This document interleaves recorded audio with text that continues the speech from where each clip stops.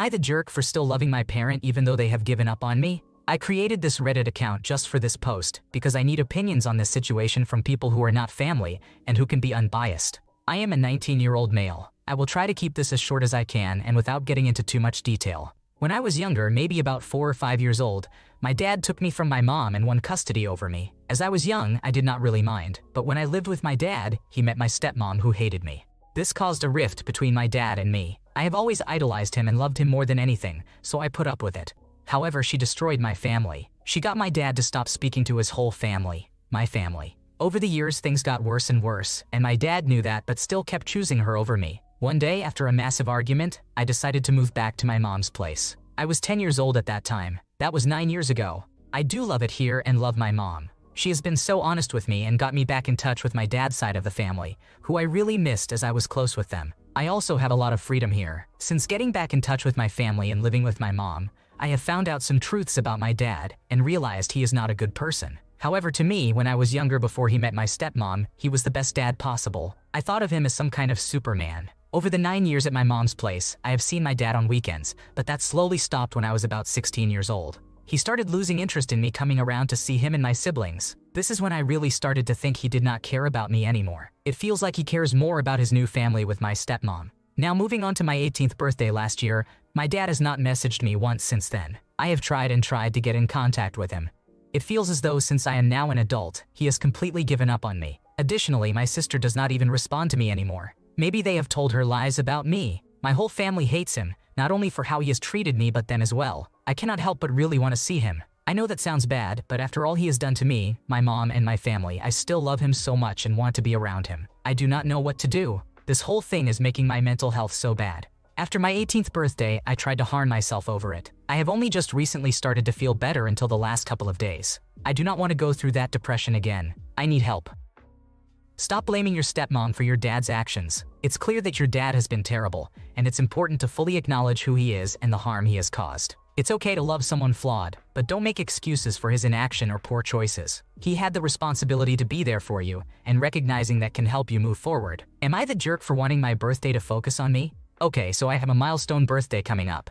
I come from a family of several siblings. I am the youngest of the siblings. We are all grown, and feel like most of my past birthdays were always downplayed compared to other siblings. For instance, for many past birthdays, one of my siblings, let's say Sarah, always offered to host at her house. However, she always had an ulterior motive to invite her unpleasant husband's family to make him happy, because he always accused her of favoring her family. She would then use the excuse that she did not get me a gift because the meal she made me was expensive, so that was my gift. I buy her gifts every birthday, and she buys my other siblings gifts. Oddly enough, she makes a big deal out of other people's birthdays. We get a private chat set to discuss a big joint gift, yet she shows no interest in finding out what I want. I do not think she has ever truly given me a true gift that I've asked for. She usually just donates towards a combined gift my siblings have gotten me, or just buys a cake and says, "This is my contribution for your birthday." The cake was expensive. It feels like she has trouble acknowledging it is my birthday and giving me special attention. She never asks what I want to do, offers to help, or inquire what I want for my birthday. Most of the time, it is radio silence. She recently had her own milestone birthday, and the whole family made a big deal about planning it and discussing gifts. We ended up throwing her a big party, got her jewelry, and I even made her a special presentation. Yet, there is radio silence for my milestone birthday. My wife and I are planning it, with no one offering to help, not even so much as offering to cook a dish. I guess I just feel down because it is a milestone birthday, and I feel like my birthdays do not get acknowledged by people that I love. Minus my wife, of course. I am not looking for $1 million gift or anything. Really, just acknowledgement would be nice. Some sort of hype build-up versus the radio silence I have been getting. So, I have not done anything outright to call her out. But I am wondering, am I the wrong one for feeling this way? Am I wrong for thinking the way I am thinking? Most of the time, one of my siblings tells me to ignore it and get over it because the other siblings mainly stick out for each other. But being that I care to make their birthdays special, and I make no mistake of communicating this with them, the least I would expect is acknowledging this milestone birthday. So, am I the wrong one for feeling the way I feel? You can't be an asshole for feeling your own feelings, only for how you act on them. You're definitely not an asshole for throwing yourself a birthday party though. Nothing you have done here makes me think you are the jerk. Talk to your siblings and ask if they know any reason why she might treat you differently than them. They probably see a lot and can offer real insight if approached gently. Am I the jerk for not being totally supportive of my partner's new goal? Hi, I'll start by apologizing for my English since I'm from South America. I have been in a relationship with my boyfriend for 2 months now. We met at college and have been best friends for a year and a half before starting the relationship. He is currently 22 years old, but turning 23 in 2 weeks, and I am 19 years old. The current issue is that my boyfriend loves traveling and charity. He is very empathetic and good with dealing with children. None of that is a problem by itself, of course. The thing is that he is fixated on the idea of leaving everything in his life in order to travel and help people in poor living situations. We are both law students. I am in my 2nd year, and he is still in his 1st year. He works about 20 to 40 hours a week as a receptionist in a clinic. I love traveling, even if I have only had the chance to do so 3 times in my life for less than a week. I told him I would do my best to go with him and help, but here comes my main issue with all this. He wants to travel from March to June, and my classes for next year start in March. I tried discussing the things that bother me in details about the trip with him. Couldn't we go from December to March, during our summer break? He does not want to because he says it is more expensive, and he wants to stop studying law. I want to keep studying. Where could I charge my phone there? He wants to put a camping tent in the middle of nowhere. I work as an entrepreneur and need my phone to communicate with the events I work with, and my parents in case of an emergency. He says that we will find someplace and not to worry about it. Why 3 months there? He says that the duration of the trip depends on the money he saves, and that it could be from 2 weeks to 3 months. He tells me to stop thinking so much. I tried suggesting helping people in other ways, like going to a commodore, a place to cook meals for homeless people, or people who currently cannot pay for food, or donating food or things we have that we do not need anymore. He wants to help a commodore in the city he wants to travel to, but I honestly do not see the difference between helping here, there, or in another place. I love helping too.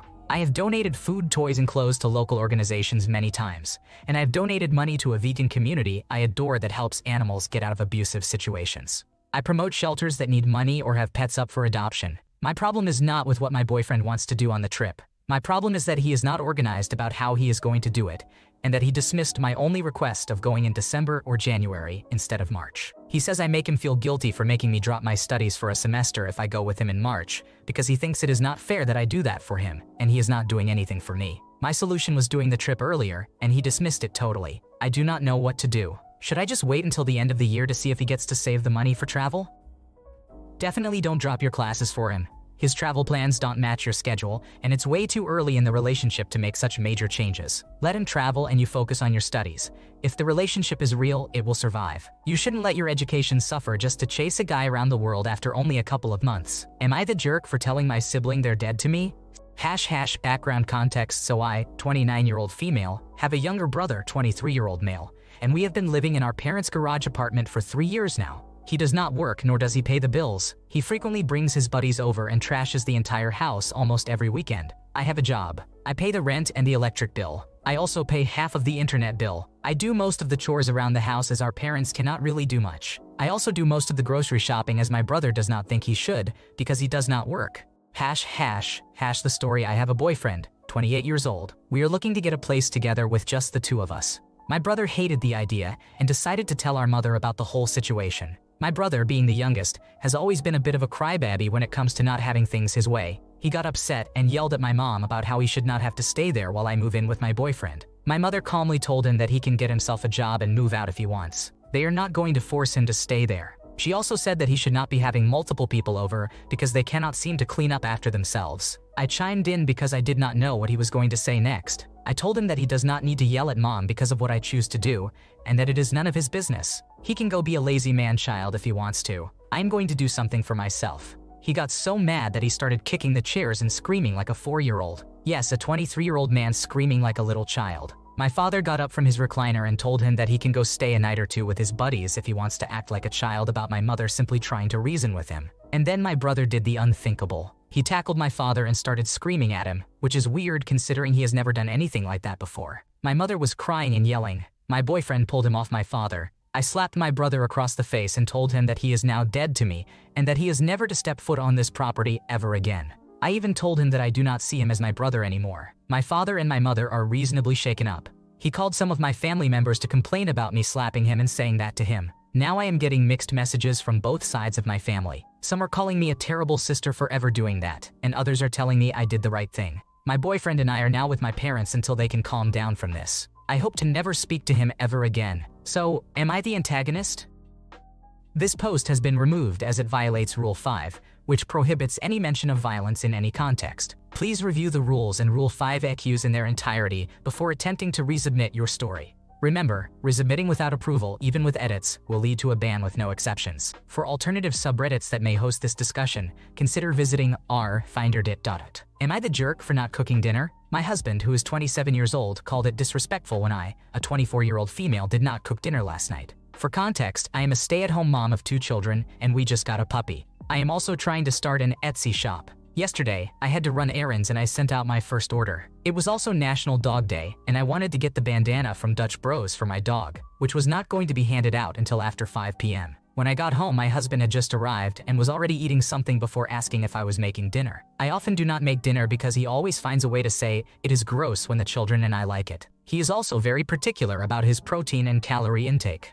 I suggested he grill, and he said it was too late. When he grills, all he has to worry about is starting the grill and putting the food on it, as I always do the preparation, marinade, seasoning, and cleanup. Nothing ended up getting made. The children ate chicken nuggets, which they always enjoy, and he ate whatever he made for himself. In the end, I did not even eat dinner and just went to bed after getting the children to sleep. When we were laying down, we were talking and ended up in an argument. Part of it was that he called me disrespectful for not making dinner. He has even told me not to cook anymore because I always make raw chicken. That happened once when I did not have a thermometer and baked something years ago. Now, I have a thermometer and always check to make sure the chicken is cooked.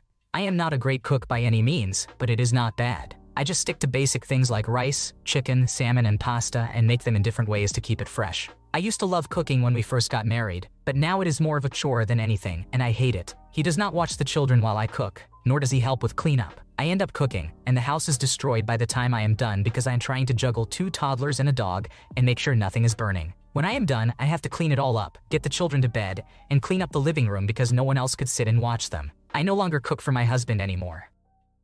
In my opinion, you have done nothing wrong here, and it's clear this isn't just about cooking, it's about control and respect. Someone who calls you a disrespectful bitch and criticizes your efforts doesn't love you. What does this man bring to your table besides money and disrespect? His abuse will only get more severe, so it's time to figure out how to untangle your life from this person. Am I the jerk for telling my dad's girlfriend how I really feel about her son?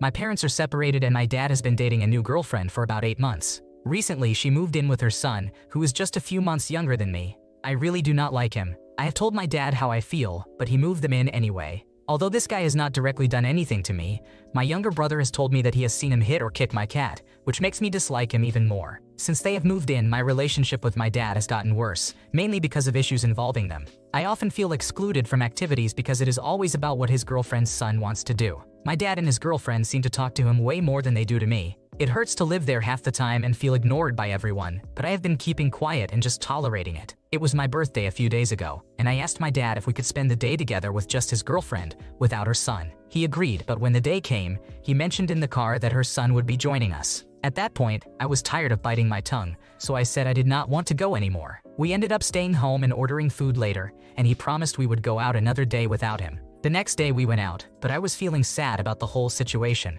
My dad's girlfriend noticed and kept asking me what was wrong. I tried to brush it off, but she kept pushing, so I finally told her how I felt about her son. I explained that since he moved in after I had only met him twice and seemed to take over my house, I was not a fan of him. I was calm and did not yell or anything, but I felt like I had to be honest, even if it might hurt our relationship. She got emotional, saying she does not feel welcome in the house and feels uncomfortable around me. Then my dad came upstairs and he yelled at me, saying I was selfish and that she might move out now, leaving him with nothing, and that it was all my fault. I got really upset because I was just expressing how I have felt for months, so I packed a few bags and went to my mom's house. My dad called me later, saying I should have kept biting my tongue to keep the peace, and that I was selfish and ungrateful for saying what I did. He thinks I should apologize, but I do not think I should. I was miserable living there, feeling alone all the time, and I do not think I could have kept biting my tongue much longer. The only thing I feel sorry for is how it might have come across or the results of what I said, but I do not regret expressing my feelings. So, am I the jerk for speaking up? You're absolutely right. You did nothing wrong here. It sounds like you've been dealing with a lot of changes at home, and it's completely understandable that you're feeling hurt and excluded. Your dad keeps harping on you for just saying how you feel instead of taking ownership of bringing 2 new people into your home without considering the impact on everyone. It's really unfair for your dad to expect you to keep quiet when you're feeling miserable, especially when it's affecting your mental health. Thanks for watching. When you subscribe, make sure to hit the bell to turn on notifications so you never miss a video. To finish listening to all the stories, check out the playlist in the description.